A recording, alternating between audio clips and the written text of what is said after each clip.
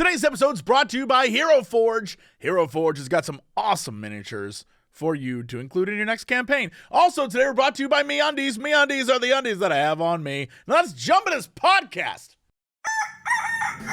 Hello, everybody. It's time for Jesse and Crendor. Jesse and Crendor in the morning. In the morning. Live. Before our recording studio audience. Recording. Wake your ass up! It's Jesse and Crendor in the morning! Hello, everybody. We're setting up with Jesse and Crendor in the morning. I'm not even going to say anything. You know what? There's nothing to say. Yeah, I don't know. Words started to come out, and then they slurred into one word, and then that word became gibberish. So, yeah, much like us throughout the episode. That's true. It just sort of devolves. Yeah. I just figured I'd get that out of the way up front, you know. Yeah, that's fair enough. I figured. If anything, I'm fair. That's, I guess. Whoa! Okay. All right. I mean, certain times you've been fair. Other times, I would say you probably have not cared about fairness. When would you say that is? I mean, in terms of fairness, all right? Yes. We're talking about the scales are tipped one way or the other. Right. I would say you playing strategy games prefer it to be tipped towards you. I mean, let's be clear. It's not just strategy games. It's much more. It's almost all the time. Yeah. I don't want to engage in most things if it's not tipped towards me. Yeah, skipped or tipped. Definitely Yeah, not. I don't. It can skip the tip right towards me. That's fine. Yeah. Yeah. How was your week?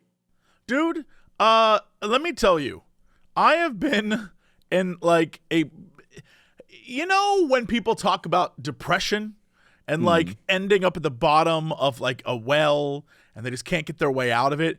That's me, except with Civ 7. Like, I'm genuinely emotionally distraught over this. Like, I cannot express to you enough how much this game bothers me in ways that I can't even begin to express it.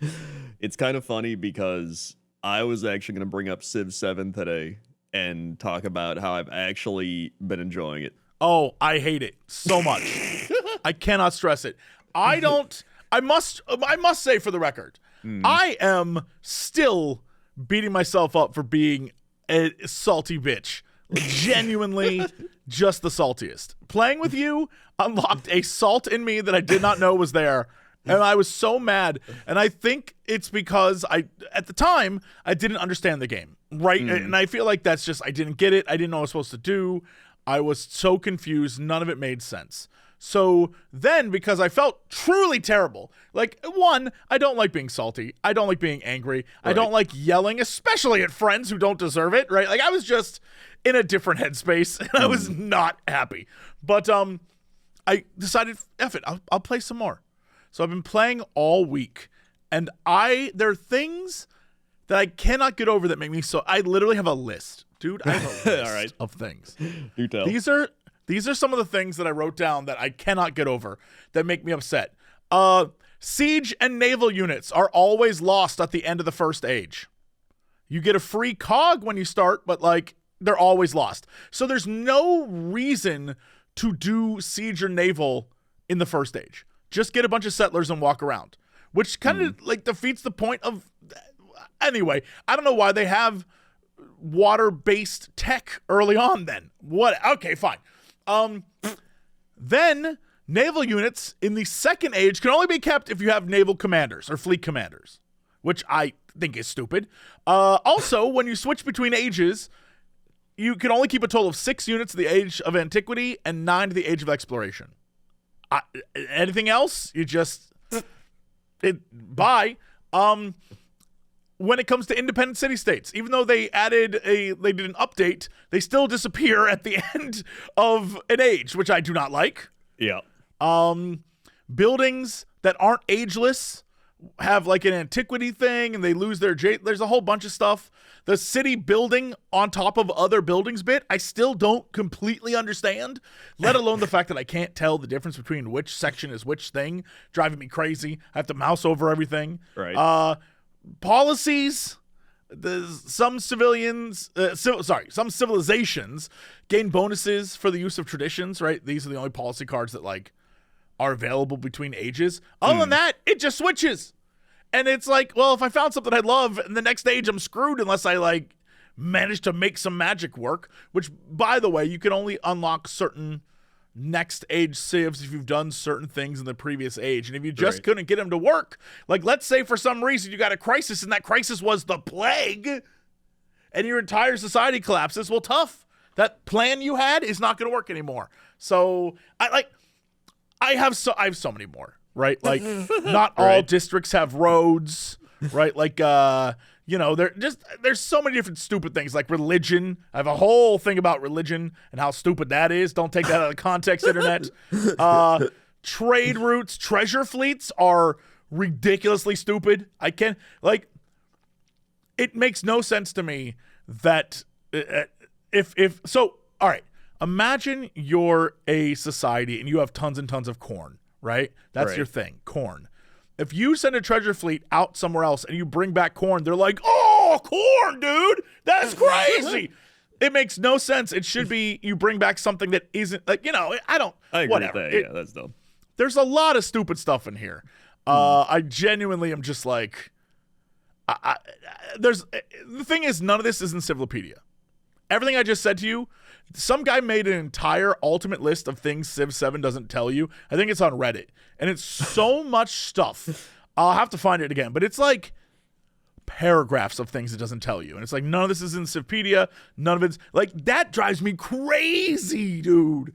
And really, at the end of the day, I think the discovery I had is that Civ 7 is an active game where you have to be focused on lots of managing, which for you, honestly, is the way you play. You love to manage things and get into it, which I get why you like it. Me, I want to put my explorers on auto. Yeah. I want to shut down my brain half the time and just focus on like making my nation look cool and taking locations and whatever, which is what I would do in 5 and 6 and 4 before that. And I'd play it in the background if I was like editing a video or I was doing whatever. Now you have to be hyper-focused on like, everyone's dying and I don't know why. I guess I got to figure out what the crisis is. Like it's just not for me. And it drove me crazy. And I realized like, it isn't that I just don't like the game. It's that when I play it, I get really stressed. And stressed Jesse equals yelling at Crendor Jesse. And I hate that Jesse. That's not a good guy. That guy's a piece of shit. The thing is like, somebody who already plays numerous games like Warhammer, League of Legends, or whatever, I'm used to people getting tilted in game, so like it doesn't bother me. I also was doing extremely well, which also made it easier to just be like, whatever. Well, I mean, admittedly, I also learned stuff from you. Like a great example is the thing that I was trying to talk about the other day with someone when I was talking with like in the game, it has a city limit, right? And the city limit isn't like what you would expect in most games where if it says there are 8 cities you can build, and if you build 8, you can no longer build more. No, it's like the speed limit in that 8 of 8 is what you should be at. Otherwise, people are going to yell at you. Right. And you can go beyond that. And yeah, you might get a ticket, but also you can go beyond it. You know what I mean? And that's what you're supposed to do. And by doing that, which is what you did, you not only dominated, but you also unlocked an entire empire you could be in the next age, which again, not something that the game told me. So I was like, oh, okay, well, I've learned this now. I don't know that I like that because in my mind, things, especially in a game like that, and any sort of Civ style game or 4X game, the visual things should be like, there's so much information, it should be easy to understand just by looking at it. So when I see 5 of 8 in my mind, I'm like, all right, I can build 3 more cities before I'm done with cities now until I unlock more. But that's not the case. And you mouse over it and it's like, no, you can build more. You'll just take a penalty. And I'm like, okay, well, that's cool and all. But shouldn't that be information that like is really quickly told to you? Like, hey man, build these cities, but if you build more, but that's like not a thing that happens. You just have to discover it. Yeah, that's kind of what I did, because I was like, oh, I guess I hit the cap, and then it was like build a settler, and I was like, I don't think I can do that, and then I did it, and I was like, oh, okay, and then it's like, you're going over the limit, and I was like, oh, okay, so that's what I realized. Yeah, there's things like that where it seems counterintuitive to what you're doing. Like another great example is when you and I were at war with Harriet Tubman, which, by the way, still I think is hilarious. Yep, I don't know why that's so funny to me, but we were at war with Harriet Tubman, and when the war ended, I was saved because I was losing, but you were about to take a city, and then it was fine. Like, sorry, nope, you can't take it. We're good. Yeah, like it all reset, which was stupid. Yeah, I think that's stupid. But that's, again, it's all preference, and so there's a lot of people out there who love it, like yourself, and bless. I'm not gonna poo-poo anyone's like Civ 6. I enjoy Civ 6. I know so many people who hate Civ 6. It's one of the things that I didn't like about other Civs was it did have that feeling of like probably what you more enjoy, which is like you spend forever like building up and like just sitting around, and I'm like, all right, nothing's really happening. But at the same time, there needs to be a balance, and I think they also didn't balance it efficiently. I feel like they went a little too far the other way instead of getting a middle ground. Sure. And what I've noticed is I feel like I've hit the point where I'm like just destroying the AI. Like I need to up the difficulty because it's too easy. And it's like I've hit a point where if you are very aggressive and like militaristic, you will like dominate the game. Like yeah, that's the thing is I'm just not that. Yeah, like I play when I play, I'm trying to do like a cultural victory or a science victory. Like I want to rocket to the moon. Like I want that kind of thing. The thing is, you can do that, but you have to start by conquering people, and then it you ramp so hard. So like I played on stream the other night, and I was like, I'm next to Ben Franklin, funnily enough.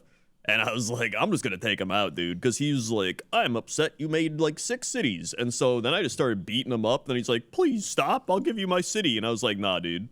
So I ended up taking his capital. And then the age transitioned. And then after that, he was just gone. Because it just gave me his capital and he was dead. And I was like, oh, shit. All right. So I just straight up like killed Ben Franklin. After I like took over his capital for like 2 turns, and it was like, this city has 20 turns left of whatever. It's like, nope, I'm good. I will say what's interesting, like hearing you tell this story rings different than other Civ games, because when you say, oh, I was next to Ben Franklin, yeah, I'm aware you were next to Ben Franklin, but I don't know what that means. Does that make any sense? Like what you said to me does not describe his civilization, any information about him, what he was doing, because he could have been Ben Franklin from the Aztecs for all I know. Yeah, true. He could have been Ben Franklin from Egypt. Like we just don't, like nothing. It's interesting because in the past if you said, oh, I was next to Cleopatra, I'm like, okay, yeah, so you were next to Egypt, I get that. Or if you were like, oh, I was next to like river bonuses and pyramids and stuff. Yeah, I would understand a little bit more why they hated you for having 6 cities. But when you say, oh, I'm next to Ben Franklin, I'm like, okay, well, I know Ben. I played as him, but also I don't know what he was, let alone what you were, like all that kind of stuff. Yeah, I do think that's kind of weird. I don't mind it, but it definitely is weird. I think my least favorite part so far is the like intensity of the age transitions, because it feels like. But I remember early on I played and I got so much science and I was going crazy. And it gets to the point where it's like, just research a future tech. It doesn't even tell you what it is. It's just like, research future tech. I'm like, I don't even know what I'm doing. I guess I'm researching random future techs. I have no idea. And then, like, when that war happened, and then all of a sudden all my shit's gone, and then, like, all your trade routes are gone, your city's reset. It's like, I feel like there needs to be some sort of middle ground of, like, you keep your trade routes, you still have, like, maybe your armies are there, but like, they're upgraded now, or maybe you have to like retake the fortress or like knock down the walls or something, but like everything's still there. Like, I don't know. It feels like it's too crazy. I mean, that's the thing, is it feels too crazy that A great example is, just because Civ 6 is, the most recent one besides this, in Civ 6, there was management things you could do. So in this game, in 7, if you're stuck in a floodplain, it continues to flood over and over and over. And all you can do is repair. You can't do a damn thing. When I was playing with you, I was stuck between volcanoes and floodplains. That made me even more upset. Like, constantly everything's on fire. And yeah, I get bonuses when it's repaired because it's like, man, that damage actually revealed, a lot of fertile soil or whatever. Yeah, cool, but I'm also wasting turns repairing stuff. Well, and people are like, well, you can spend money to repair it. I'm like, okay, sure. But in Civ 6, the workers you had could repair things. You could get a governor who would literally negate all damage from natural disasters. You could do all sorts of different things. And in a river, for example, you could build a dam. There is not a dam to build in this game. Yeah, that's definitely in the DLC, I'd guarantee it. That's crazy to me. They're like, yeah, you're just going to get... Because in 6, the natural disasters came in a later expansion. They didn't start you with it, so you got to play, and then they added the difficulty of natural disasters, but then gave you the ability to, like, fight them off. And this one, they threw everything at you, so it's natural disasters, plus the crises, plus everything, which, again, I get on, like, a historical level is accurate. Like, that's the truth. When a new age dawns, it's because there's a lot of crises that lead to it. But the fact that everyone's like, just turn off the crises, Jesse, to me, it's built into the game. It's supposed to be there for a reason. I don't understand why it's so difficult. Like, if I'm at war and I get a crisis that makes my people hate me, plus they hate me because of the war, what the hell do I do in that situation? Stop the fighting and be like, well, we'll just last until the new age. And at that point, why am I fighting anyway? Because the age will end and then the war will negate itself. There's so many things that I'm just like frustrated by the game that I want to love it. I want to keep playing. Every time I sit down and get ready to play, the first couple hours slaps. Without a doubt, I love the first couple hours. It's great. And then it devolves so quickly into me just like spinning plates, trying to keep my cities afloat as everything crumbles. And I'm like, this is the worst. And then it starts over again. I'm like, yeah, I feel great. And then it happens over. And it's just... I hate that feeling. Oh, I want to fight robots against warriors, man. I remember, okay, so rewinding, I would argue that repairing your stuff is the equivalent of, like, workers repairing stuff. Like, that's not a big deal to me. Sure, but then, like, here's a great example. In Civ 6, if a volcano went off, it would be like volcano erupts, massive damage around the volcano, and then for another, like, 30 turns, it wouldn't erupt. Mm-hmm. It definitely happens too often. This game... Every turn, my damn lumberyard burnt down. Which, by the way, you know what? I get it. Building a lumberyard next to a volcano, not the smartest move in the world. Right. But, like, there's only so much I can do. I only had so much space. What do you want me to do, game? Well, and it's like, well, build on top of other buildings. I'm like, oh, okay, cool, I'll do that. This leads back to how I am currently playing, which is you conquer in this game. And so I just went into the modern age because I was like, I want to play to the modern age. I currently have 22 cities. Jesus Christ. Because this was a game I just started the other day. I was like, I'm just gonna play solo and like speed through. So I started as Xerxes again, and then I was just building out. I had 6-7 cities, and then all of a sudden, Catherine and some other dude were like, "We hate you," and I was like, "All right." And then I started pumping horses. All right, because I go Mongolia. My path is Xerxes to Mongolia. You pump horse archers. You just shoot everything. So I just had like so many archers. I was getting 1,000 gold a turn. So I was just like pumping, like purchasing archers all over. I was just conquering things. They were like, please. And I was like, I'll take your good city for peace. And they're like, okay. And then I would take it and be like, and then later on, I would just go kill them again. And so now it's gotten to the point where like the other continent was like, we don't like you being so powerful. And I was like, I don't give a shit. Come fight me. So they tried, and then I would just start killing them. And then they're like, ah. And I'm like, I think I'll take your city on your continent now. And they're like, okay. So now I just have, I swear to God, I'm making 1,000 gold a turn. My cities are just running out of stuff to build because I have so many resources. The modern age just reset my resources. I have like 50 things I have to dedicate to my cities because it all resets.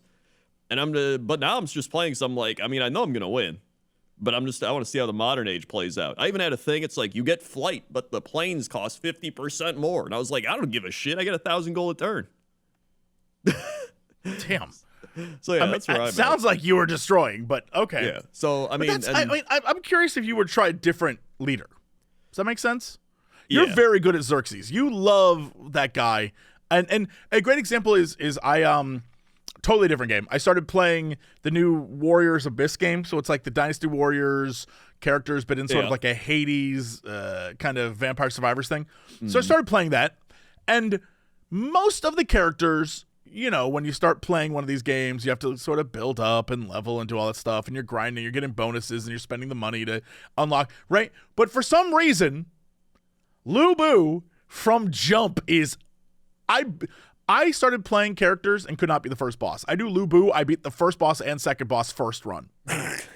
And he is busted. Like, he is flat. And I get it. It's Lu Bu. But dude's running through killing waves of guys. It's not, like, ridiculous. And I wonder if, much like that, Xerxes is just really good. And if maybe there's a different leader to pick to see how you feel then. Maybe, because I picked him because he gets +1 settlement. So I was already like, well, this is good. I could just get more cities. So, like, that alone makes him insane. And then you can, like, pivot to the Mongols, which are just, like, all I do is you get a Mongolian general that's also a really good general, and he, like, can't get flanked. And then you put horse archers in it, and you go, kill that thing. And it goes, and then the thing dies. And then you're like, all right. Then you go to a city, and you go, fire arrows at that city. And it's like, and then the city's, like, half dead. And I'm like, all right, sick. And then I just make, like... 5 of those, and they just all go around just Mongolian horse shoot and everything. Then you get buildings that you can move your horse archers through that make it so you can, like, skip the movement process, so it, like, gives you free movement, and then you upgrade your general to get free movement. So I'm just, like, flying all over the board. I'm literally the Mongols. It's crazy. Yeah. Yeah, I'm very curious about what you think when you play another one. So, like, a great example is you're playing as Xerxes. You get a trade route bonus, right? Like, you get bonuses for trade routes. I don't know a damn thing about trade routes in this game. Like, I was actively trying to... So, like, they will tell... So, the game will tell you things like there's civs with bonuses and policies towards trade routes. That's always been in Civ. Like, it's there. It's the information's there. Trade routes are very important for economic victories. Like, you can see in the score kind of panel all the different things in the UI that says, like, but then there's also things they don't mention at all. And this is what I think is the problem with this game. Like, what are the range of your trade routes? I mean, I don't know. I have no idea how that works. Can you see a list of your active ones in the game? I couldn't find one. It says that the trade route gets you gold, but there's no information on how much. And then I guess, like, merchants maybe create roads. Sometimes when I was playing with you, sometimes they'd make a road, and sometimes they would just, like, not. There's a lot of things I don't understand there, and that's one of the issues I have is there's a lot of that. And so, like, I want to play more and I want to love it, and because I love Civ, but I've never been like genuinely angry at a game. Like, I don't know what came over me. I was like mad, dude. I full on tilted, and I have been trying to recover from that. Like, all right, you know what? Maybe I was in a bad place or something. Like, it was a bad day, and, like, I don't know what's going on, and I had pressures of life or whatever, which is not true. None of that's true, but I'm trying to come up with reason, and I got nothing except for, like, I just don't like it, and that sucks because I wish I could travel back in time to how I felt at the launch of Civ 6. Because I feel like after 5, I probably felt the same way. But I don't remember having such a visceral reaction to, like, this isn't what I signed up for. Does that make any sense? No, I get it. I mean, they changed the gameplay quite a bit. And here's the thing. Even if I pick another leader, I don't think it matters because it rewards being, like, aggressive. Like, when you build more cities, when you go conquer people, you just get ahead. Like, it doesn't matter if I'm, like, whoever. It just, once you start doing that, it snowballs. So I almost want to play in a harder difficulty because I'm like, I'm just going to do the same thing and it's going to work again. Sure. So I it's mean, like I'd love to know. Yeah, try that. In fact, one of the things I thought was stupid about the crisis system, I don't really like the crisis system. I think it's kind of dumb. But like, it was like if it gave me like 3 crises to choose from, and one of them like made it so I made like slightly less gold, and it gave me like 100 happiness. And I was like, this isn't even a crisis. This is like a bonus. Like I was like so confused. I was like, all right, whatever. And I was to the point where I was so strong that I got the plague and it didn't matter. The plague just ran its course, and I was like, I don't give a shit. I'm already making like so much money and everything. I was asking people in chat, like, all right, how do I deal with this plague? This is ridiculous. And they're like, move everyone out of cities and out of your area. I'm like, what? I can't like just build a sewer system or something. Like we can't cure this. Like, no, you have to let it run its course. I'm like, so I'm at 96% until the next stage. It's maybe 4 turns away. And all I'm doing is moving stuff out of my cities.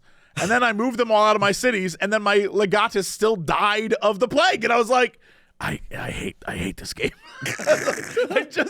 I really want to, maybe I'll try it and turn crises off. But I feel like that defeats it's like playing a difficult game on God mode. Like, yeah, you could do it and you see the game, but it defeats the purpose of what the intent of the game was. Right. I think crises are there to help slow down people that are getting ahead. But what I've learned is that if you're ahead, it really doesn't matter. In fact, it sets back people that aren't ahead, and the people ahead get even further ahead. That's what it Maybe feels that's like. the point. Maybe that's literally, they're like, we're trying to teach people something here. If you're ahead in life, really a crisis isn't going to set you back. But if you're screwed, you're really screwed. And we wanted everyone to know that. Like, maybe that's what they meant. Maybe They were like, it was like a rich get richer kind of vibe, and they wanted you to know that. Yeah. I think my biggest issue is the UI still. Like, the UI is just not good. There's so many menus that feel like unfinished. There's so many like you've mentioned before, where you go through the tech tree to be like, I want this tech, and it's like, oh, I can't just click it, and it researches everything. I have to like go through each one manually. Like, that should be a basic thing that's been in other games. It's just not in this one. What's crazy is that idea is in the originals because of things like we talked about with the river flooding. And you're like, I need to get to dams immediately. So you click on the dam and you let the tech tree do its thing. In this, because there's no real need for a dam kind of situation, and everything is limited, that you're kind of just like, all right, I guess this is what we're doing. And you build like writing 2. I think that's crazy. It's like, yeah, I unlocked writing, and now I've got writing mastery. It's like you're going to college. You have to take writing 101 and 102. Yeah, it's like, and basically instead of giving you more options to unlock, they just gave you the same option again, but it makes things a little bit better. Yeah, I don't like that. I feel like it's a lazy thing. I'm with you on that. I don't like that at all. Yeah. And I mean, I still go to the tech tree and want to research because I'm like, oh, I want to get to like knights or some shit, or I want to get to this thing that gives me +1 social policy or settlement limit. And I'm like, let's get that. And then it's like, nope, you got to manually go through each one. And I'm like, okay. And that, I now believe that your style of playing and like looking at different things and taking the time is how you play. Like, I can't get mad at you because that's how the game wants you to play. Yeah, like I think this is the best I've ever done in Civ. Like, that's what I'm saying. Like, you are doing very well at these games.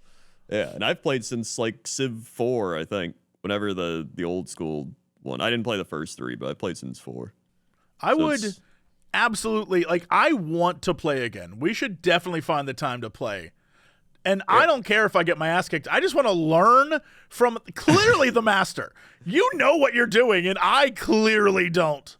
Yeah, it's it's a lot of being aggressive and micromanagement, and like even when I scout, I was watching some YouTube guy, because I was like, let's see, is there any YouTube people that know what they're talking about? And this one guy was just like, well, we're gonna start with the basic 3 scout build we all know, and I was like, 3 scout build? I don't know that, so I just started making 3 scouts. I'm like, if this guy does it, I'll do it, and it actually works pretty good. You discover everything, and then I learned that you can go with your scout to like if you have 8 movement, you can use 7 of your movement and then hit the little scout reveal button, and it like pops up everything in a giant radius. Like, it's crazy how much it shows you. So I learned that. So that's why I'm always like manually scouting, manually like taking a ship everywhere, being like, where am I going? That's I'm telling you, that's why you're better at it than me. You were programmed from the beginning to do this. Maybe. And everything that I did, the reason why I'm like, you take too long on turns, is because I'm literally automating everything and clicking next. And that is absolutely why I fail. Because I am not doing what the game wants us to do, and I hate that. I'm like, I want to play the other thing. Which again, I understand it's borderline hypocritical of me because I can play a Final Fantasy where every single Final Fantasy is a different Final Fantasy from the last Final Fantasy, and I will have no problem with it, right? But for some reason, when I mentally think of Civ, I'm like, chill, relax, talking to chat, goofing with Crendor, not a care in the world. Instead of like, my people are dying of the plague. I got pirates coming in from the coast. I don't know what they're doing about war with Harry and fucking Tubman. Like, that's how I feel. It's stressful. My thing is you put that effort into the early game, and then by the late game, you are on auto mode. That's kind of the trade-off. I mean, I'll wait and see, I guess. Yeah, because, like, listen, I literally just hit the modern age. I'm not going to die. Like, I know I'm not going to die. I can do whatever I want. I can pump units. I have, like, half the map. It's like, even if anyone wants to attack me, I'm just like, doesn't matter. I'm like, now I'm further ahead because I have airplanes, because I got the airplane tech. Like, it's over. But I got to keep going. I think it would be very helpful for them to give you some sort of written indication of, okay, the Age of Antiquity ended, and these troops are gone, but in their place you got this. Or you lost this, but you got this from it. You know what I mean? Rather than you having to deep dive and discover it for yourself, a thing that literally just said, this is what was taken, this is what you earned from the things that you lost. Yeah, and certain leaders do that, but it's like sometimes you don't even know. Like when I'm the Mongols, it turns all my slingers and archers into like horse dudes. So I'm like, I guess that was my guy, but like there's nothing telling you. It's just like I'm like, yes. Like, I guess that's what it was. When I went from Rome to Spain, I lost all of my legions, but then I gained some sort of like gun guy. Yeah. And I'm like, all right, cool, that's fun. But then my assumption is gun beats horse, yet I just got destroyed by knights. And I was like, well, that doesn't make any damn sense. But it's because for some reason, so another thing I learned is that if you have, so in passives, if you had a horse resource, you could then create horse units. Right. Well, in this one, you can create horse units without having a horse.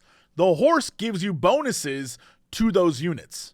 So I'm building horse units with guns, and they've got knights, yet their knights are more powerful because they have +1 from the horses they have, and I have no horses. Yeah. And it's those little things where I'm like, I only know that because I moused over things, rather than just like the game being like, hey, man, did you know this is actually why that's better? I'm like, oh, okay, cool. It's just not in there. Which I think is dumb, too. You need horses to make horses. That's stupid. Right. Absolutely. I do not understand that, but that's just the thing they did. And so there's little things like that where if it just said, okay, you lost, 12 legions, but we're giving you 6 of these dudes with guns, but also this is what that got you. Because you don't have those legions, you're saving this cash, or we gave you this thing, or it unlocked this, or, you sailed the world in the Age of Antiquity and you unlocked a bunch of stuff. Those boats are gone, but what that did give you is they just don't have that screen. I would love that information because at least then the switch wouldn't be as jarring or like a slap in the face sometimes. Yeah, and I think that's probably stuff that comes down to just having to wait for them to add expansions and patches and everything. Yeah, which sucks because it's one of those like $120 later. This game's gonna be great. Yeah. Like, yeah, cool. Yeah, so that's dumb. That's why they're already on like patch 4. Like they're patching it, but like you can tell they released it and they're like, there's still a lot that we gotta do. Like even the overbuilding, I'm not gonna lie, I don't even know what overbuilding does. But I don't understand it to save my life, dude. I hit a point where I just start building shit. I'm like, oh no, that's probably good. And I just start throwing in like buildings up everywhere. I'm like, can I build it there? Okay, good. Like overbuilding, in theory, it makes sense because you want to build over the things that are antiquity, right? Things that are old. Right. But because at least when I played as Rome, all the damn city sections look the same. It is so hard to tell. And there's not enough information. Like if you mouse over a thing, it'll tell you what's there. But I don't remember from the previous age what is ageless or what is something I should build over. There's no information that tells you that. Yeah. It doesn't tell. And I'm like, well, all right, I don't want to build over my wonders, but it's very obvious that this thing is crap, but it's also on the same tile as something else that may actually be good. So there's a lot of planning that seems to be going into this. Very much like I imagine if you're doing a SimCity build and you're trying to make like the perfect city, every single thing needs to be planned. That's what it feels like. It stresses me out. That's why I was thinking that earlier too, because I was like, I gotta overbuild here, and I'm like, there's a temple, but I'm like, is that temple doing anything? And I'm like, maybe it's not, but I have no idea if it's not. And I'm just like, whatever, I'll build over it. I don't care. So I just started doing that. So I'm just like, I guess it's not. It doesn't even matter at this point. I'm just pumping buildings out my ass. And then I watched this one Civ guy, the same Civ guy that said the scout thing, and he was like, so we learned you want to build your granary and your like ageless buildings right next to your city, because they don't get adjacency bonuses, and so when you build the other things outside that get adjacency bonuses, it's like tied into, I don't know, something like that. So you always want to build your like granary right next to your thing, or like things like the brick mortar shop next to your, you know what I mean? Sure. That's what I learned. Again, I just keep like getting little Civ master tidbits from these YouTubers. I mean, that's awesome. Like, it's great that they exist, but I also hate that it's like, if you want to know to play, watch the YouTubers. Like, it shouldn't, it shouldn't have the same level of needing to research as, you know, Elden Ring. Right. Well, it's like one thing to learn like tips and tricks and stuff like that. Like, oh, that's cool. But it's one if it's like you're learning actual like base gameplay mechanics. Yes, from YouTube. That's crazy to me. I do not understand that at all. But what, like, I think I've just been like a weird video game. So I played a game called Venture to the Vile, Metroidvania-y kind of game, but for some reason also Dark Souls level hard. Right. Like enemies. So early on in the game, you get heart upgrades or whatever. You know, just like any Metroidvania, you get more life. Except the enemies, so I have 5 hearts now. And originally, when I had my 3 hearts, the enemies that I was fighting would hit me for 1. So I had 3 chances to do anything before I was killed. In this now new area I'm in with 5 hearts, enemies hit me for 2. So I'm still getting hit for 3 every time.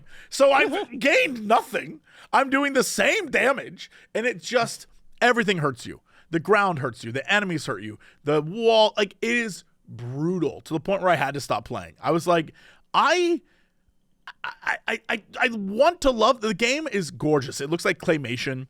It has this really weird vibe to it that's like, imagine a British town where everyone wears a different animal mask, and they all have the last name of that animal, and there's like something weird going on, but like, what's it about? I don't know. There's like a cool mystery, but you're also just running around fighting monsters and like some weird claymation looking things, and it's very interesting, but so hard to the point that I went to the settings, and this is no joke. The settings have features that allow more people to play, which is I'm totally fine with, but it just says a lot that all the settings are either 1, add more hearts, or 2, full invincibility mode. Like, that is, I mean, that just says they know the game is hard. And that's fine, but I was expecting like a cute, weird, adventure through this weird town and fighting some monsters and maybe being chased by some creatures, because there's like a few cool chase scenes or whatever. But that's not what it is. When you're not being chased around or doing quests for people in town, you are throwing your head against platform puzzles that kill you in one shot. Like, just great. I'm like, why does this exist in this game? There's moments, dude, that feel just like Dark Souls. You'll walk into a new area and something will hit you out of nowhere and you'll just die. And you're like, what caused that? And it's like, oh, that was a bird. You just didn't see it, bitch. And you're like, what? How? So I've decided. Remember when I said before I just want to play easy games from now on? I mean it now. I give games a chance, and if it's just a little bit too hard, I'm like, nah, I'm done. I'm not gonna stress over this. Yeah, you're also the type doesn't also like random kind of wacky stuff happening to you because it's like out of your control, no. I guess. I do not. No, there's a reason why I love Dynasty Warriors Origins and I'm having a blast. I'm like 7 levels above where I need to be. I've been grinding out quests and stuff. Every man in ancient China is like, you're a hero and I'm very attracted to you. And I'm just going around murdering countless people and I'm enjoying every minute of it. Every second I'm like, yeah, I'm so powerful. That's all I want. That's all I want in this world. Because my thing was like, even going back to Civ with the natural disasters, I was like, oh, this is fun. Like, I think it's cool when that shit happens. I'm just like, okay, whatever. But like, I play Kaizo Ironman. I play Warhammer, where like the dice determines so many things. I play Blood Bowl. So like a volcano going off, I'm like, whatever. Like, especially when you're already like 20 cities deep, you're just like, yeah, whatever, repair that, move on. I mean, I think in my mind, I had the exact same whatever vibe, but I was thinking Civ 6 logic, which is, it will go off every once in a while, and then I'll just fix it real quick. Instead of it constantly is erupting and constantly burn. Like that, again, I went in there to the settings afterwards. By the way, just for people who are curious, because I know someone's going to be like, well, just turn down the intensity. Gang, Crendor and I were playing on the lowest intensity setting of natural disasters. Yeah, I want to see what I don't know what could have happened worse, to be honest. Like, what would that volcano have done? Like, super volcano destroyed your entire society. Like, I just don't know. It just like rises up from the ground and starts beating up everybody.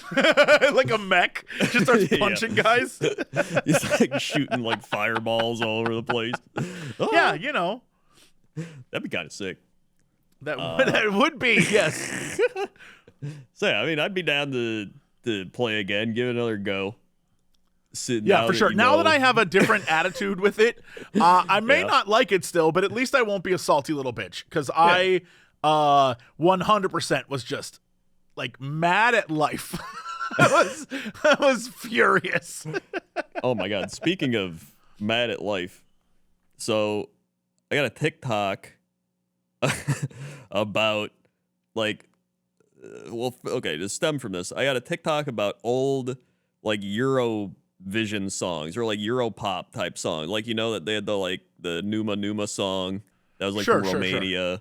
There's like, you know, all those early 2000s early like Europop. Yeah, I know. Like all those. So then it gave me a TikTok of like new Eurovision. All right, because apparently that's coming up in a couple months. And I don't really know that much about Eurovision. All right, I just know it's a goofy like talent show they have every once in a while. I don't even know if that's what it is. People get mad. I just want to say for the record to anyone from Europe who just heard that, I think it's hilarious. It's a goofy little talent show. One of the most like watched things in all of Europe. It's cute. Okay. It's a little cute thing they do. What I've learned is that people take this shit like insane. Way too seriously, yes. Yeah.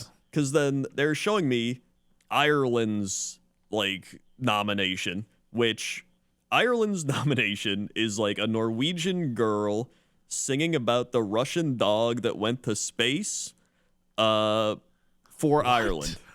What? So, and here's the thing. I listen to that song. I love that song. It's catchy. It's very early 2000s. If you listen to it, you're like, oh yeah, this is like 2004 again. Like it's a banger. But so many people are just like, this song's shit because she's Norwegian and we're Ireland. Or they're just like, this song's AI. And I'm just like, do you guys know what like early 2000s Europop is? Or it's just people getting mad like, they're definitely not as good as this country's thing. And then I'll listen to that country's just like somebody just singing like they're on America's or like American Idol. And I'm like, okay. And it's then I got to the realization where I was like, it's almost like all of these things are just types of art that are subjective. Damn, dude. Yeah. It's almost like that.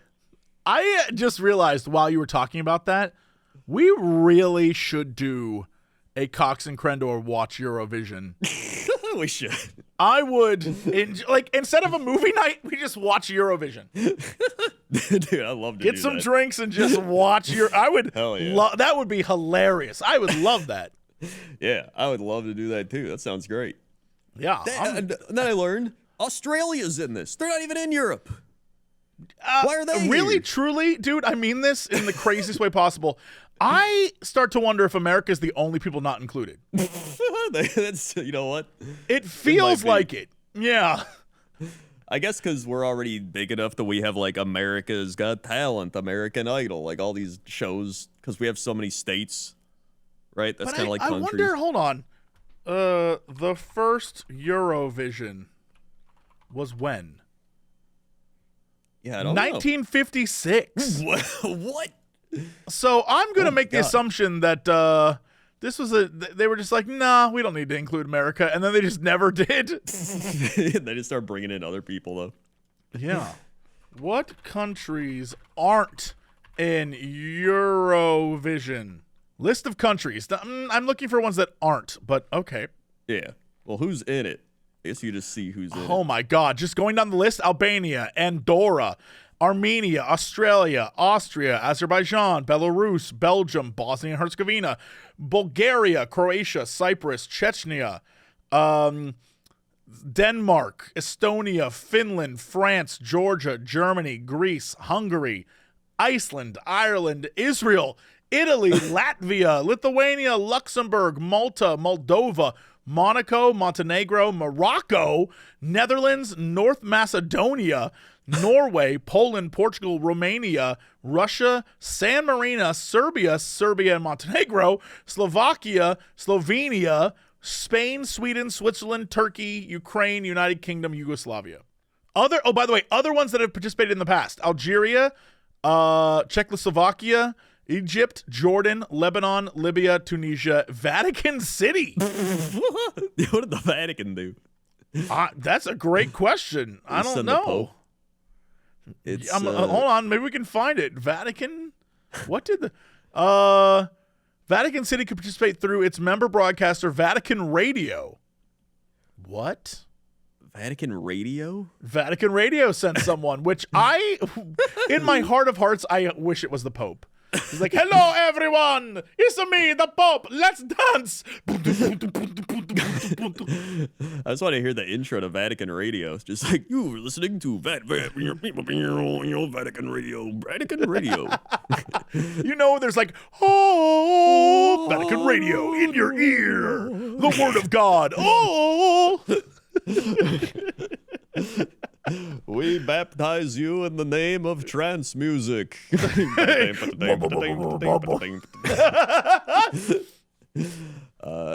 yeah, I'd love to. I need to hear the Vatican Radio.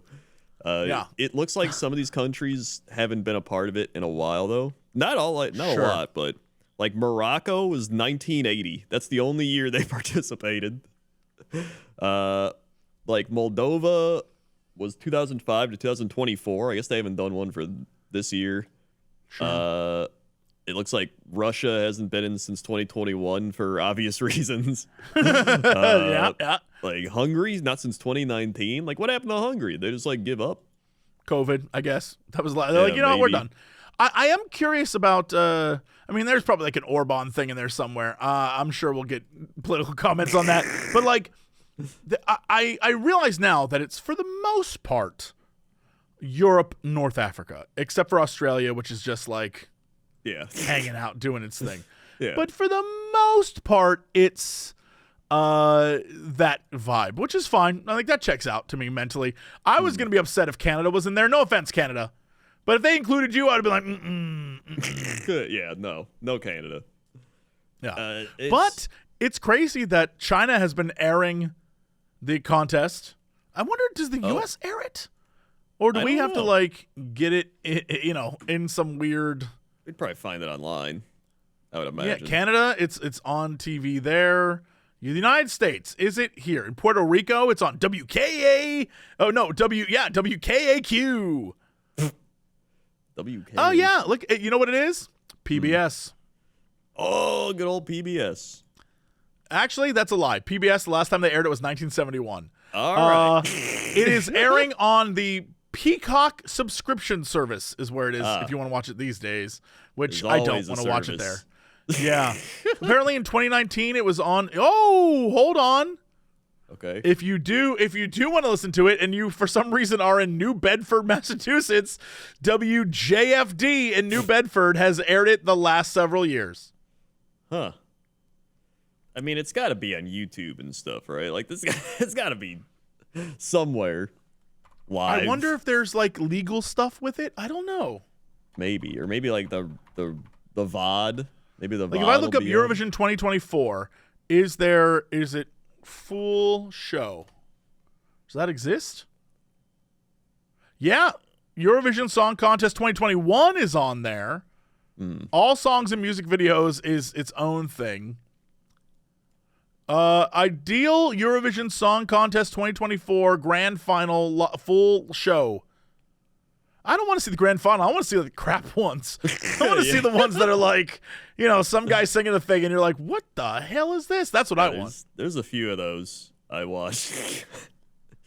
I don't even understand. It's like I get why some Ireland people are like, this is weird, because it's like the girl is from Norway, but she's singing for Ireland. So it's like, I mean, does she live in Ireland now? Is she part of an Irish musical group? I have no idea. I just know she made a Europop song that's catchy. That's all I know. All right, well, sure. I'm like, hey, you know what? As somebody who's not from Ireland and doesn't know anything about Eurovision, I like this song. I do like a catchy song every now and again. But like just going through like comments like TikTok or YouTube, they're just like, this is terrible. And I'm like, what? Okay. I don't know what. I don't know what you would like. I guess there's a reason behind it. I'm sure it's not one that people care about, though. You know what I mean? Like, it's probably something really simple and stupid, and everyone's like, "Ugh, it's the worst." It's like Game of Thrones, where you can have somebody fight for you. Yes, right? yes. Do you think that the Irish were like, get the Swedes to come? Yeah, bringing back the Viking Age. We'll beat them with the Swedes. Send them first. The first wave of the attack. Save our good Irish boys for the end. Maybe they tried to, go through a bunch of people from Ireland singing, and they're just like, it's just not doing it. We just don't have it. We need to go somewhere else. It's just not doing it. So comment below and let us know anything about Eurovision. Literally anything. Literally anything. Yeah, if you have links on how we can watch the 2024 or 2023, give us something recent. We want recent. Or best of. If there's a year that was so ridiculous, that's what we need to watch. Yeah, that'd be great too. I just want to experience this. Mm-hmm. I'm with you on this. Yeah. You know what else is great to experience? Oh, me undies. Valentine's Day is come and gone. But, hey, treat the person you love the most, or at least should, to another nice gift before this February is over. Yourself, y'all. Love yourself, baby. And you can love yourself a little bit more in Me Undies. If you're a guy, have I mentioned they have the contoured pouch and ball caddy? It's very nice, very comfortable. If you are a lady, they get all sorts of fine stuff for you as well. Me Undies is the perfect underwear, whether you're trying to set the mood or just have a good attitude to start the day because you like feeling comfy clouds where your tush be. From all black classics to fun expressive prints, Me Undies has a look for everyone. They got Valentine's Day prints, electric hearts or lovebirds. Those are some very cute ones. In sizes extra small to 4XL, guaranteed to flatter any cut of your butt. Versatile loungewear. MeUndies isn't just underwear. They got joggers, hoodies, onesies, so much more. Bralettes. And all of it comes in MeUndies signature fabric. That micro-modal, beautiful, breathable, stretchy, oh so comfy magic fabric that to this day I still don't know how it's made. I assume wizards. And if you're not happy with your first pair of MeUndies, it's on MeUndies. To get 20% off your first order plus free shipping on orders $75 or more at MeUndies.com/Crendor. That's me. Enter promo code Crendor. Go to MeUndies.com/Crendor, code Crendor, 20% off. You can be just like myself right now. I got the ones that have little, like, electric hearts on them. Like little, they look like, yeah, they're very nice. Love these. But they're boxers. Yeah, I got boxers, but I got aliens and cows on them. I mean, I like that too. There's so many different varieties. Normally I'm a boxer brief guy, but today I got the boxers on. Again, MeUndies.com/Crendor and enter code Crendor for 20% off. MeUndies, comfort from the inside out. Also, today we're brought to you by Hero Forge. Hero Forge is here to get you amazing, customizable tabletop minis that you can use in your next D&D campaign or whatever adventure you go on. With thousands of parts and fantasy species to choose from, their easy-to-use design tool lets you build the perfect miniature online using a fully in-depth character creator right in your browser. We're talking all sorts of different options. If you want to go Crendor and put a bunch of animals together and make like a bunch of animal pals, you can. Or if you want to be like me and create one evil duck with the awesome power of dark magic, you can do that too. Or you can make an actual real character, whatever. They've got printing options that you can choose from, different color changes you can do. With the Hero Forge 2.0 color tech, you can create different decals, add makeup, add war paint, so much more. And you don't have to do any real life painting at all. Kit bashing, easy, breezy, super fun. They've got a variety of presets and sliders and all sorts of different things you can use to fine-tune everything. Then you can have it made in their premium plastic or the acrylic standees or STLs to print at home yourself. Visit HeroForge.com to start designing your custom miniature today. Check back often because they have new stuff every week. Go to HeroForge.com and use code Crendor That's me. to get 5% off all physical miniatures. Again, that's HeroForge.com. Use code Crendor. All right.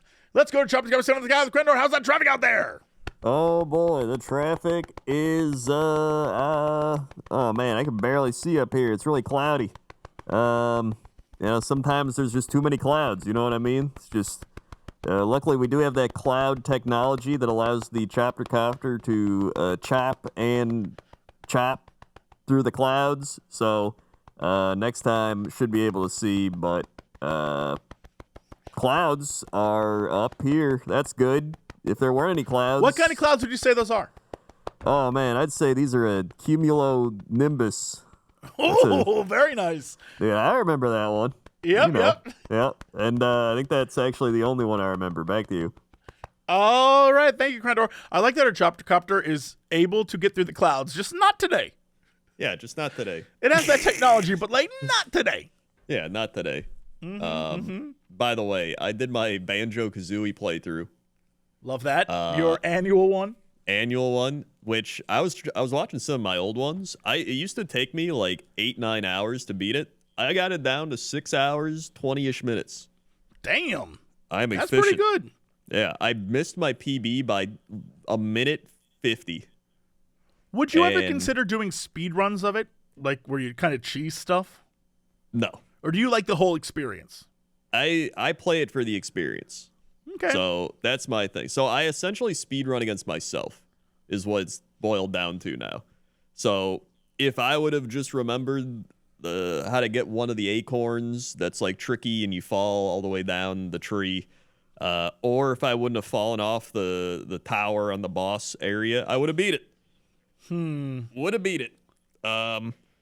There's also a guy that came in the chat that was just like, "Hey, dumbass, use this thing. Stupid idiot, do this thing." And I was like, dude, I don't think you're in the right chat. This is not like a real speed run. This is a Crendor speed run where like, hey, dumbass.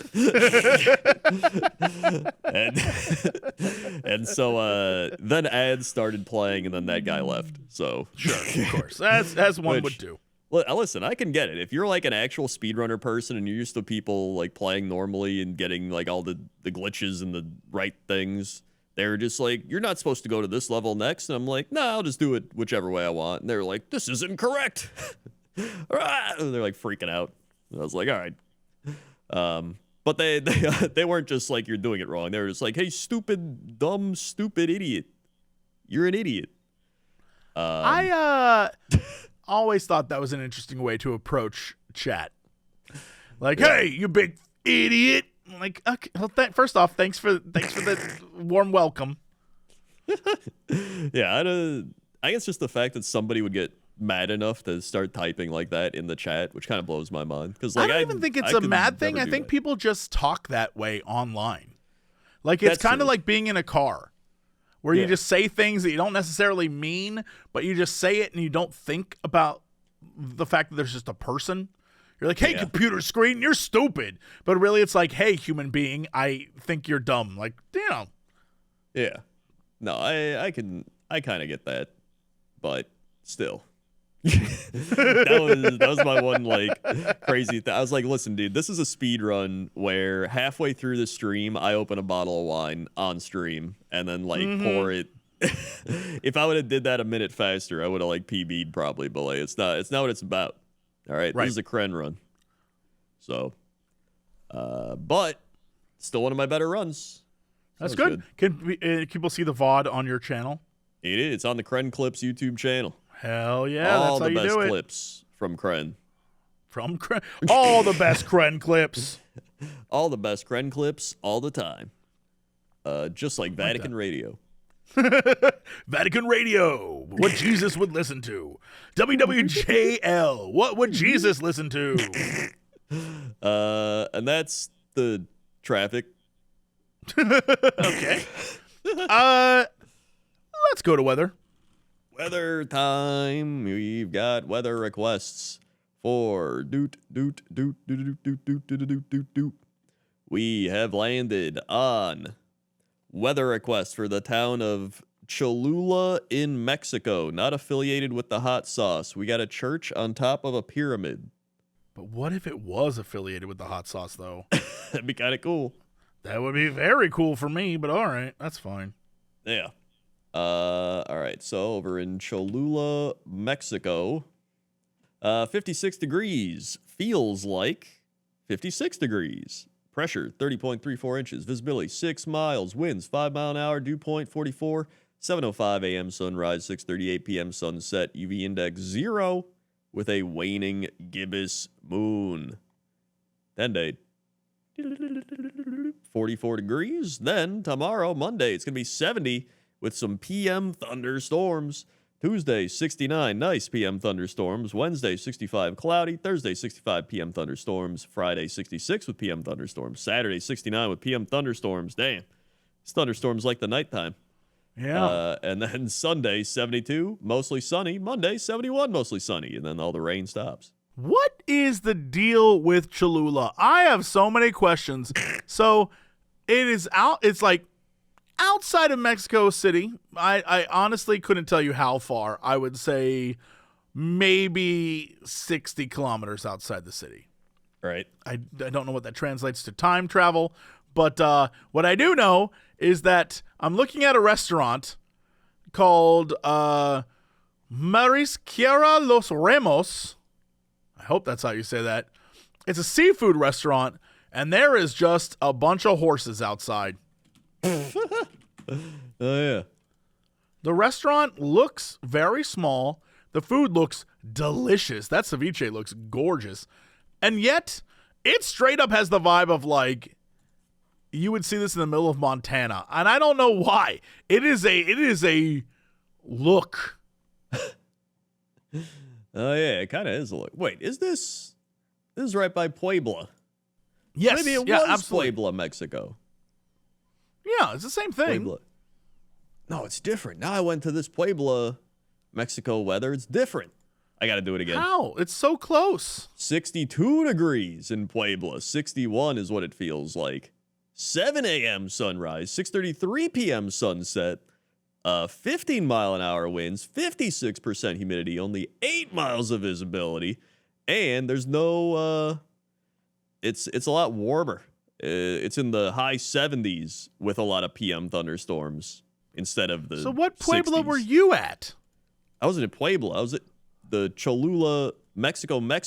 And then there's Cholula, Puebla, Mexico. So I don't know where the Mexico is. What the hell? What? Probably, it's like slightly warmer. So it must be slightly more north if it's cooler. Oh, you were talking about Cholula. I'm going to assume the state Maybe that's where compared the to hot the sauce city. is. Compared to the city. Gotcha. Yeah. Right. Cholula, Mexico versus Cholula, Puebla are two. Yes. Okay. I'm with you now. I'm with you. Yeah. Okay. There we go. Yeah. So now we're caught up. Yep. I assume they wouldn't say Cholula do the entire city. They meant the city. Yeah, I think so. All right. Go. All right. I So like where's that. where's the pyramid? Literally, it's underneath the giant cathedral. Oh, I see it there. Oh yeah, look at that. It's cool as hell looking. Yeah. That is a cool pyramid. I love all this stuff. This is neat. I'm mesmerized by this city. It's like both country, yet it seems filled with people. Yeah, But it looks like it's the country. it really does. Can you like drop in? Wait, I wonder- Valentina. Oh man, I'm just looking at a volcano in the Whoa. distance. There's some like cool stuff here. But also I wonder if the reason why it looks like country is because it's like a touristy area outside of the major metropolitan areas. Oh yeah, it might be. It definitely has like a touristy vibe to it. All the photos I'm seeing are people being just touristy. Yeah, I can see that. Although Valentina de Sunios Yeah. is Yep. it looks pretty good. It's got 4.8. There's a lot of very good looking places here. You got Club Titans. They play sports. Mm-hmm. You got let's see, where is some other? Just cruise around. I don't even know El if I've been there. Pomodoro. I'm telling you, dude, this place, it's an Italian restaurant. El Pomodoro de Luisa. It is 4.7 stars, and I'm looking at it, and it looks absolutely delicious. Everything about it looks amazing. Even the pizza looks like real-ass Italian pizza. But what's crazy is that the building itself looks like a hacienda. Oh, I see. That is cool. But also, hilariously, a lot of the menu is in English, which I think says a lot about who goes there. Yeah. It's in fact, I I thought this place said Pyramid Pizza, and I was like, oh shit, all right. And it's Pyramid Plaza. Much different. Uh-huh. Yeah. There's a restaurant called Couscous Coos. Couscous. Yeah, and it actually looks. This Couscous Coos restaurant looks exactly like an LA restaurant. It's got indoor seating around a tree. It's got like it's built around a courtyard. It's very LA chic. Yeah. But also, I don't understand it. There's some dish that is completely square. I don't know. It's fried something. I don't know what that is. I have no menu. What is that supposed to be? It is hip to be square. It is hip to be square. I learned that in 1985. Yep. I'm sure they still say that. Didn't you say you had a story about your sandwich? Oh, yeah. Oh, man. Boy, this is a great weather segment. Today, I went to get a sandwich at Whole Foods because it's like right near my apartment now. Right. And I walked over because I didn't want to get a big lunch. I just wanted a sandwich. And they've got like a pretty okay sandwich thing inside there. And they have a sandwich that I really love. It's just like an Italian sandwich, but they will put it on jalapeno cheddar bread for me, which sign me up. And then they just make it really well. Anyway, today I go in and the woman who is making the sandwiches, dude, if you were looking at her from a distance, you would think she was naked in an apron. She had like booty shorts on and like the lowest cut, tightest fitting top I've ever seen in my entire life. And she had enormous boobs, like just out of control. And they are popping up the top. But then she has her apron on, so it's like pushing it in to make them pop up even more. So it's like almost on her chin. Then she's got a tattoo of a cross right between her cleavage. And I'm just like, how do I focus here? What am I supposed to look at? Just, all right, I'm looking at the menu. Like, it was, she turned around to go, like, get some stuff from a fridge, and straight up booty shorts. Her cheeks are hanging out. I'm like, what is happening right now? What is going on? I was like, this is a test. This can't be real. Am I being punked? Like, something, I swear to you, dude, she had so little clothes on. It was distracting. And it was so distracting that I, while trying to order the sandwich, noticed that a large group of, like, I'm going to say high school boys gathered around and just was like, guys, do you want a sandwich? Like, we should get a sandwich. Like, I don't know, dude. Like, come on, guys, we got to talk to her. Let's get a sandwich. It was crazy. There was a man with his kids, and the kids were, like, trying to drag him away, and he was like, I think I might want to order a sandwich. It was wild. So, yeah, I just don't know how to the entire time, I was like, all right, just be a good guy and just order your sandwich and don't, like, try to stare or, like, like that kind of stuff. But, dude, it was, I don't know what's going on at that Whole Foods, but she was, first off, gorgeous. Second off, wearing next to nothing and just making sandwiches. It was the craziest thing I've ever seen in my entire life. I was like, all right, guess I'm getting a sandwich. Was the sandwich good? Oh, it was delicious. It was great. It's always, like, the sandwich I get, I don't know about their other ones, but the one that I get, the way that I get it, always slaps every single time. It's been great.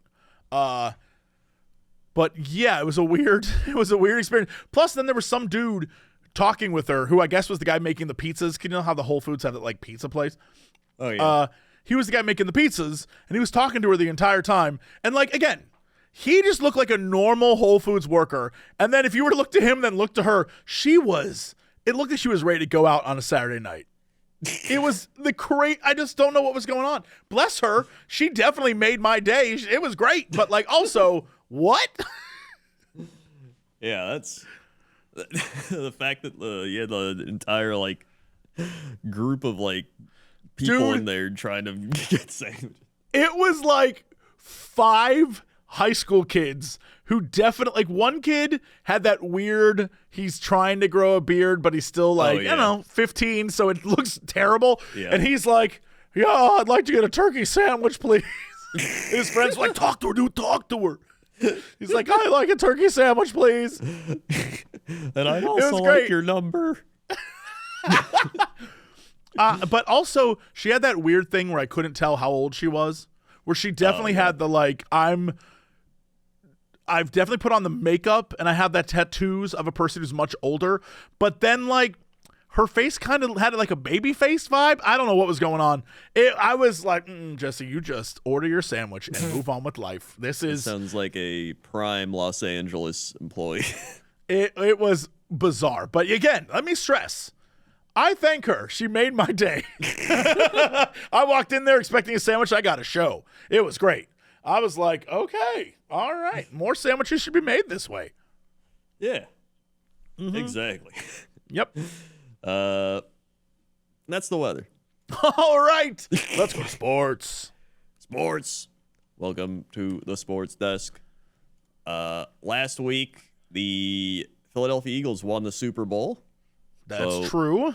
Many people were happy the Chiefs lost.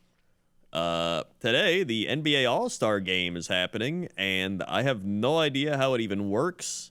I guess Team Chuck beat Team Kenny, and then Team Shaq is beating Team Candace, and then I don't know what you just said. What do you mean? There's different teams based off of players, not...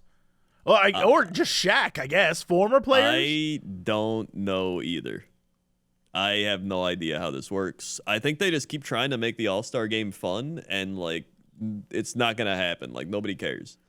Like, the players don't care. They don't want to get hurt. They're just there to have a good time, talk to people. Like, it's more fun watching the events like the dunk contest and all that, but even that has gotten worse. I don't know. Yeah, I don't... Okay. Yep.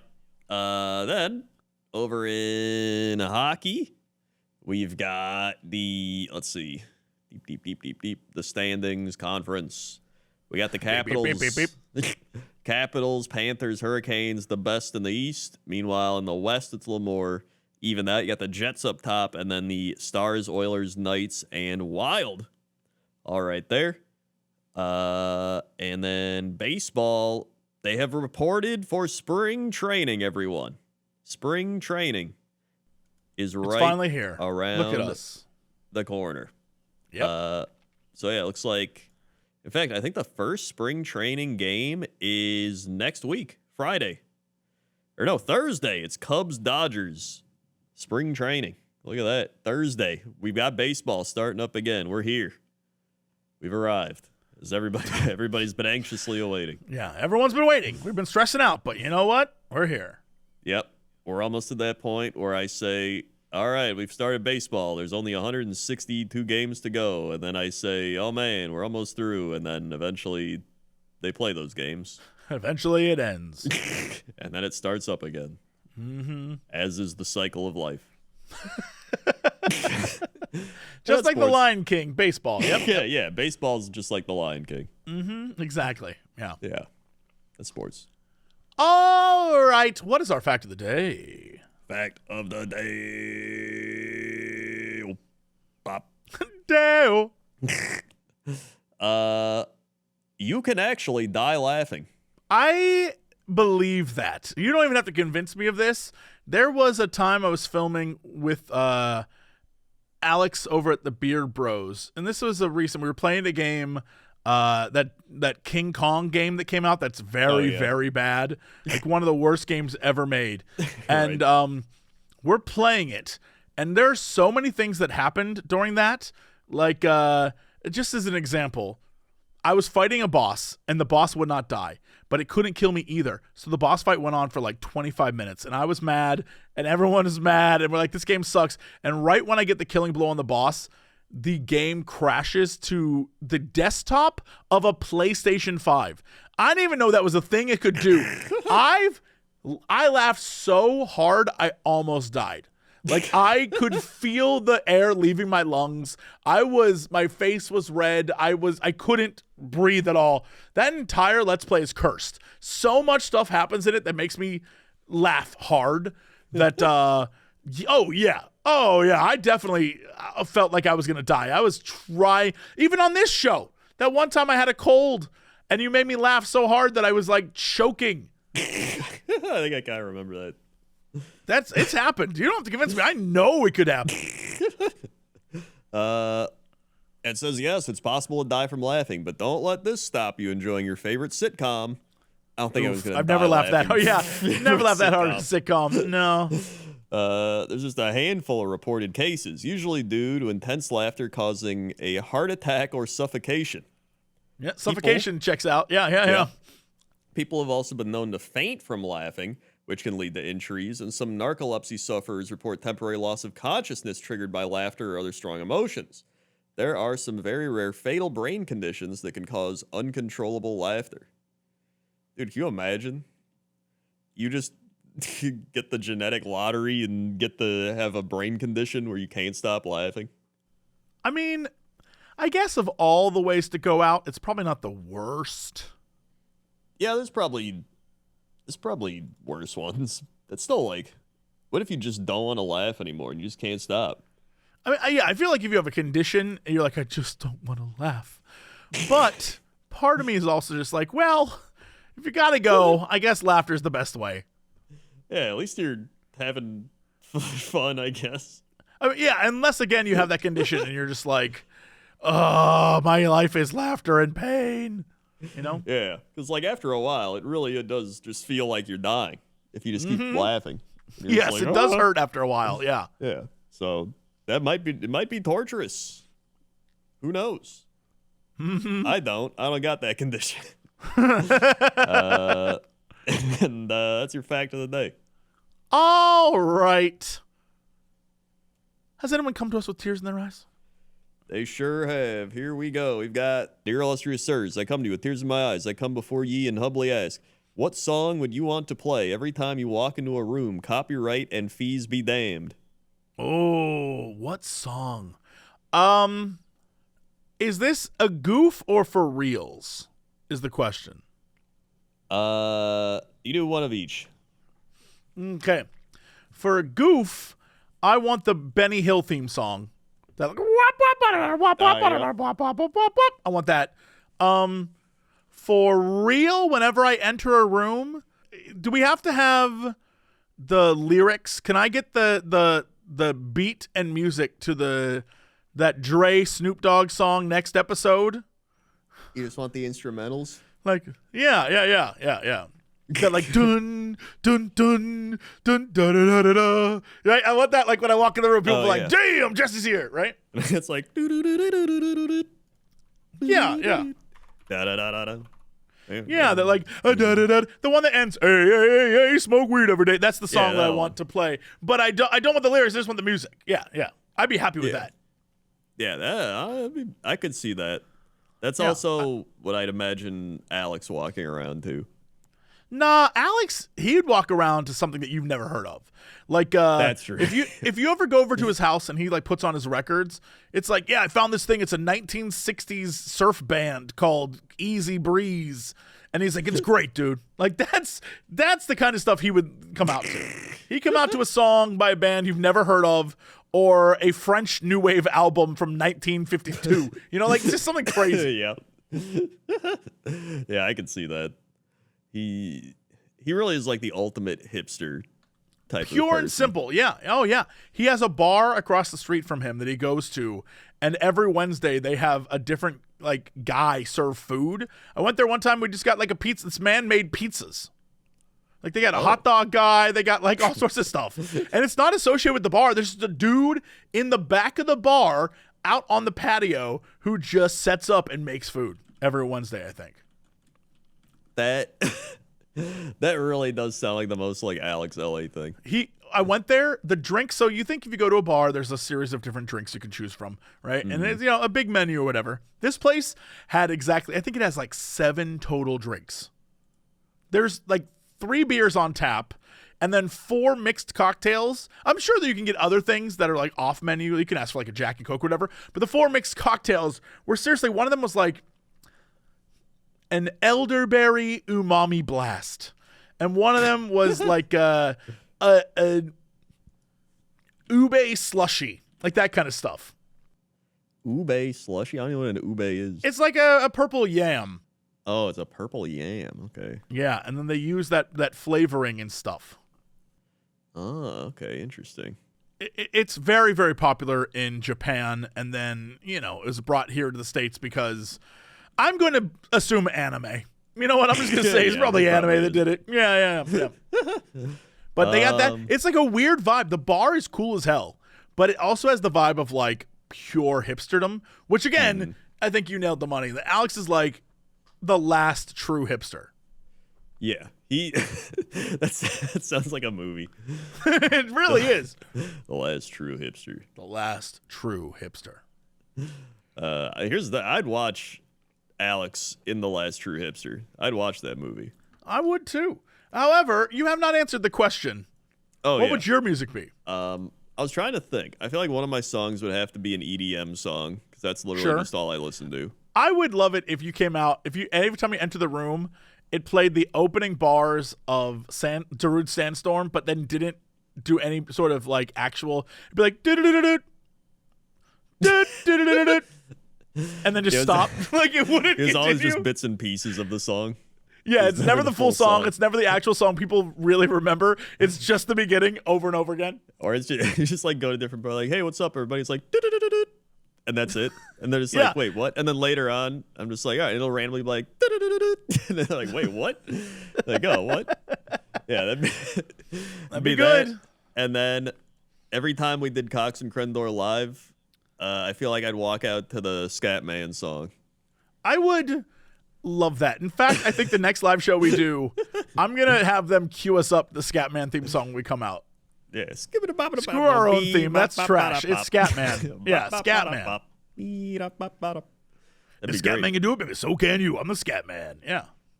Yeah, so that's the other song. Those are the 2 staples. The the broken up Sandstorm and Scatman John. Those are good answers. I like that. Yeah.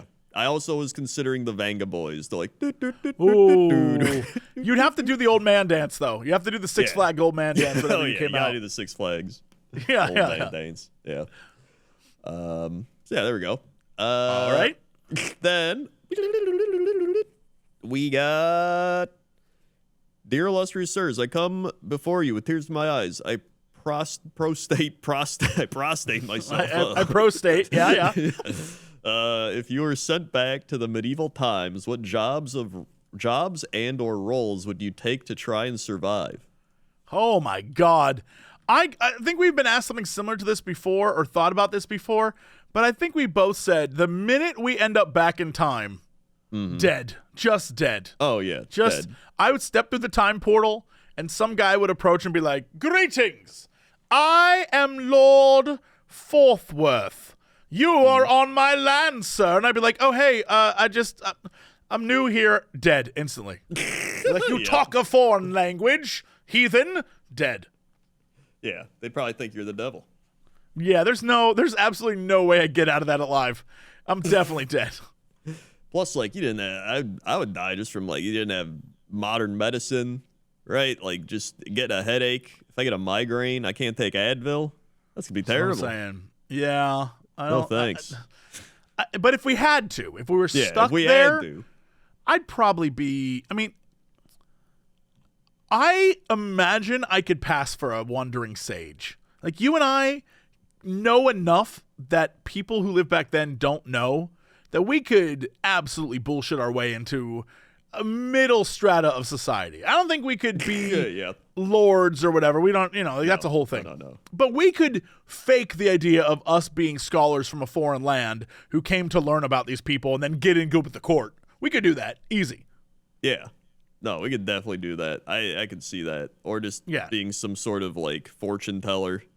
Mm-hmm. The thing is, we pass. So one of the things that is very obvious about the time period is if you were a serf, you looked the part, not just in what you wore, but your hands were all calloused. You had this sort of like grind, like we don't look like that.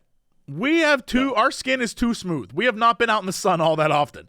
So if we showed up, they would assume immediately we were from a wealthier caste of society. And so they'd treat us as such. Be it we immediately get robbed or someone's like, please, we'll take you to the king. We would, based just on looks alone, we don't have crazy, I was about to say crazy long hair, but that's not true. Never mind. Yeah, some of us do. Yeah. Some of us, honestly, I bet I could, I don't know. Maybe I'd be like a good baker, I like how you transitioned quickly from like, it would be like foreign royalty to like, I could probably bake. Just being logical. If that doesn't work out, I could be a baker, I guess. Although it said, according to historical depictions, knights did have longer hair. They could think I'm a knight. They could. Again, based on, like, if they were to look at your hands, they wouldn't see an absolute messed up hands of a man who worked in a field all his life. They would see some pretty, soft hands, which is a weird thing to say. Like, Crendor's very soft hands. Yeah. But, Yeah. No, it's, I'd probably just try to be a knight then. But not like an actual knight, like a fake knight. Sure. Yeah, just like, I'm a knight from the kingdom of gnomes down the street. The kingdom of gnomes? Yeah, but I would be a giant among the gnomes. You see. Sure. That seems totally fine. Yeah. No one would question that. No, they wouldn't. And that's the dear illustrious sirs. All right. What is our big news story of the day? Big news story of the day.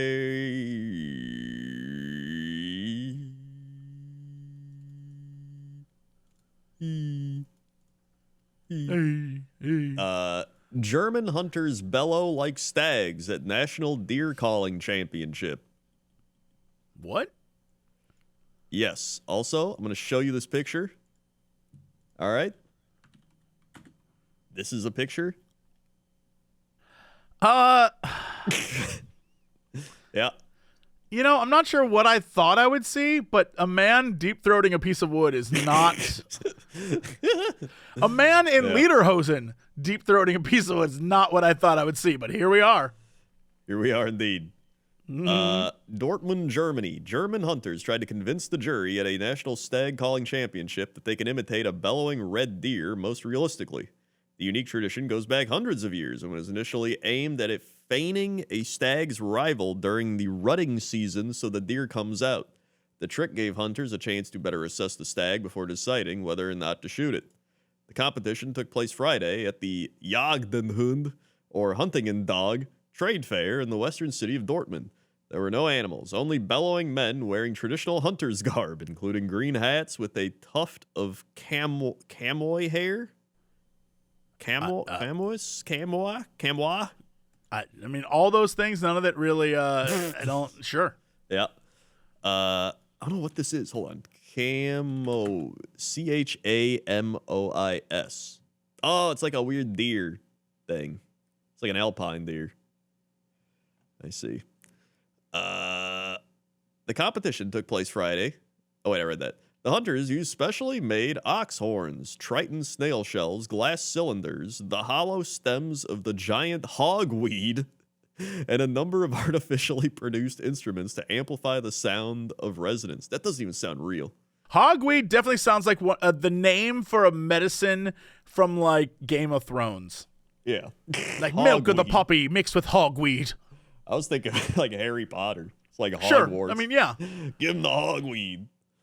A stag's vocalizations are not only diverse, but also vary according to age, state of mind, and the duration of the rut, during which they become increasingly hoarse, as well as the mood of the herd, according to the organizers. In Dortmund, the hunters were asked to compete in 3 disciplines: the call of the old, searching the stag, and the call of the dominant male in a pack of those, and the calling duel between 2 equally strong stags at the height of the rut. The member of the jury listened with closed eyes to make sure nothing would distract them from the sound. I just imagine somebody sitting there, like, so focused in on a deer call. They're just like, this is insanely important right now that I get this right. The stag calling for me, it's the fascinating thing to play with the stags, said Fabian Wenzel, who won the championship, and maybe shoot an old stag after calling him. That's the biggest thing for every hunter. Wenzel, a hunter from the small village of Nidlingen in Bavaria, won the title for the 5th time in a row and will participate in the European Stag Calling Championships, which will take place in Lithuania in October. I just want to say, and I mean this as a guy who doesn't care either way, really, but have you ever just thought about how mean it is that these guys are making a noise that sounds like, hey, I'm down to bang, and then the stag is like, yeah, nice, and then gets blasted in the face with a gun? Like, yeah. The more I think about that, the more rude that is. It's just like, it is rude. If, like, you know, it would be like today if I saw that woman making a sandwich and I was like, hey, girl, what's up? And then she pulled out a gun and shot me. Like, you lured me in. Yeah. If anything, these people are just very insensitive, mean Whole Foods employees. That's what yeah, just exactly like that. Yeah. Yeah. It is pretty messed up. And that's kind of weird. Like the fact that they're wearing all these things and just making these sounds and like trying to be really good at it. And this dude is like so good that he's like won 5 years in a row. Like this is an insane deer caller. Like he's the LeBron James of deer calling, apparently. Mm-hmm. So, or stag, I don't know the difference. But there it is. It's a thing that happens, and it happened. It happened. That's the news. All right. Well, that is it for us. Thanks so much for listening and watching and enjoying this podcast. Crendor, hit them with the socials. Man, we got socials. YouTube.com/Cox and Crendor podcast. All one word. Find all these podcasts up there dating back to like 10 years ago. Wow. Crazy. Also, like, comment, subscribe there. Leave your weather requests. Leave your Dear Illustrious Sirs if you left them before and you're like, they never picked mine. Hey, you know what? Could be next time. All it takes is me, could be next time. Me hitting Control F and cycling through. We might land on you. Also, thanks to the... Wait, thanks to... Dude, my brain went to streamer mode. I was like, thanks everybody who subscribed. Thanks for the subs, guys. Thanks for the subs. Thanks for watching. Click that follow button, hit the bell. I guess both streaming and YouTube have the bell. I didn't realize that. Too many bells. Also, youtube.com/Cox and Crendor. It's all the animations. Also, we got our main things. YouTube Crendor. I put up pointless top 10 lanterns. YouTube Jesse Cox. He put up a video complaining about Civ, but you probably already heard enough about it. It was Civ all in this today. episode, so it doesn't. Yeah, you don't even have to watch it. You can watch your the other video you made where they tell you about stuff. And it's very good. Not this week, but next week there'll be another episode too about look at that. League of Legends and Arcane. So get ready for that. Also, you go to youtube.com, Cox Clips, Cren Clips. My Banjo Kazooie's up there. Twitch TV, Jess Cox. Twitch TV, Crendor. YouTube, Warhammer Crendor. Instagram, Notorious Cox. Instagram, Crendor was taken. TikTok, Jess Cox. TikTok, Crendor. Blue Sky, Jess Cox. Blue Sky, Crendor. Yes. Yes.